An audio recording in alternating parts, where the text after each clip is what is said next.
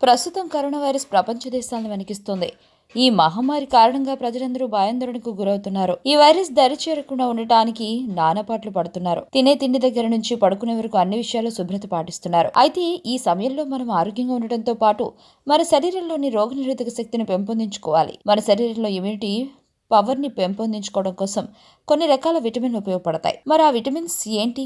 ఏ ఆహార పదార్థాలు ఉంటాయో ఇప్పుడు తెలుసుకుందాం. విటమిన్ ఏ మన రోగనిరోధక వ్యవస్థను ఉత్తేజితం చేస్తుంది. విటమిన్ ఏ చర్మ కణాల పనితీరులో ఉపయోగపడుతుంది. మన శరీరంలో వ్యాధిని సంక్రమణకు కారణమయ్యే కారకాలను ఎదుర్కోవటానికి విటమిన్ ఏ అవసరం. కణాల పెరుగుదలకు, కంటి చూపుకు మెరుగుపరుచుకోవడంలో విటమిన్ ఏ ఉపయోగపడుతుంది. చేపలు, గుడ్డు సొన, జున్ను, టోపు, విత్తనాలు, తృణధాన్యాలు, చిక్కుళ్ళు, క్యారెట్, ఆకుకూరలలో ఎక్కువగా విటమిన్ ఏ ఎక్కువగా లభిస్తుంది. మొక్కలలో ఇది బీటా కెరోటిన్ రూపంలో ఉంటుంది. ఇది కాలియం పెరుగులో విటమిన్ ఏగా మారుతుంది.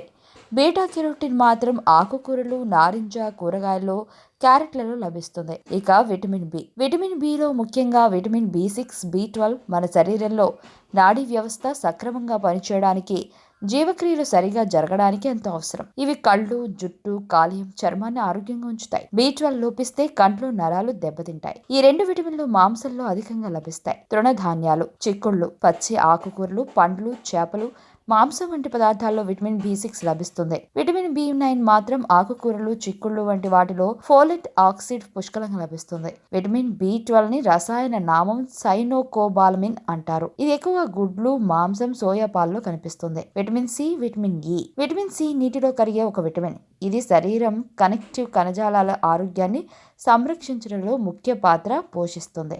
అలాగే మంచి యాంటీ ఆక్సిడెంట్ కూడా.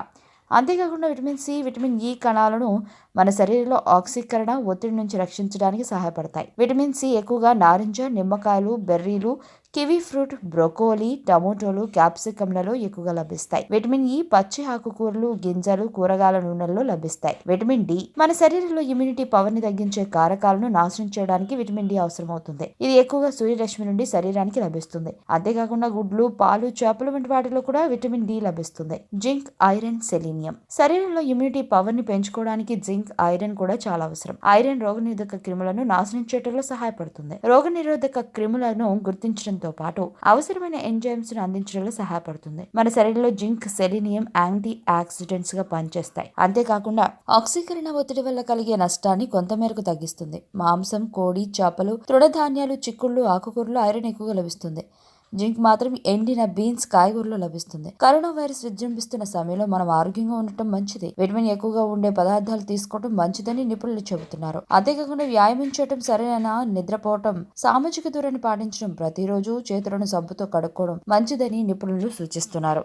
ఆరోగ్యవంతమైన జీవితం కోసం మనం పాటించాలి కొన్ని నియమాలని. చిన్ని చిన్ని చిట్కాలతో చింతలేని జీవితాన్ని ఎలా గడపాలి అనే దానికి వీక్షిస్తూనే ఉండండి మన ఆరోగ్యం యూట్యూబ్ ఛానల్. మరిన్ని ఆరోగ్య సూత్రాలకు సబ్స్క్రైబ్ చేసుకోండి.